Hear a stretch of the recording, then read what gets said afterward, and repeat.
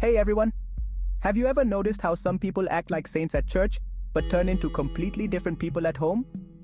It's a tough question, but let's dive into it. Picture this. It's Sunday service. They're dressed in their finest clothes, singing hymns and praising. They seem so pure, so holy. But when they leave that sacred space, it's like they take off a mask. Why does that happen? Let's talk about hypocrisy and having a pastor who's a gaslighter. In church, it's all about love, kindness, and forgiveness. But at home, they're bad husbands, manipulative, abusive, and frankly cruel to their wives and children. It's like they have two faces, one for the congregation and one for their family. Why do they cover up the sins of their leaders? It's a hard reality to accept, but they believe that by hiding the flaws of their leaders, they are protecting the faith of their religion, not in Yahushua. It's a distorted sense of loyalty, don't you think? They think they are preserving the sanctity of the church while ignoring the harm it causes in homes to their spouses and others. Let's be real, they are jerks. Faith should be consistent, not convenient, nor a free bank that benefits only one person. It's not just about showing up to services, it's about living those values every day. It's about being a true believer, filled with kedusha, not misery and fear. If someone is kind and loving at church, they should be the same way at home.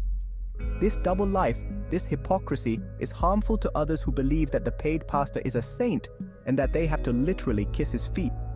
It ruins relationships, feeds distrust, and generates resentment. But this is not being born again. This is giving to support someone who doesn't deserve it. Imagine being the family member who witnesses this transformation every week, seeing that their father is one way in front of the church, preaching, speaking in tongues, and abusive to their mother at home. One moment you feel proud, the next you're hurt and confused when he doesn't receive the amount he needs for his new car. So what's the solution? It starts with self-reflection and looking into your Bible. Being honest about who we are both inside and outside of the church is very important.